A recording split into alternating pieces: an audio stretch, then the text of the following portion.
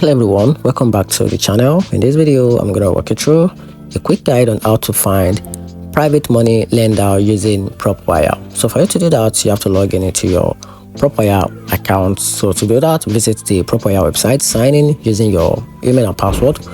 Then after that, you have to go to the search page. So from the dashboard, click search properties, then you have to select private lenders. So at the top, find the option that says search type or lead type and choose private lenders. Then type in the city, zip code where you want to find the private lender. Then you have to use the filter option. So add filter like loan amount or property type to narrow your results. Then after that, you have to view the lender details. So check on a lender to see their names, the contact information, and the recent activities. And after that, you can save or export the list. So for you to export or save, you have to save ones you are interested in or export their details for follow-up later.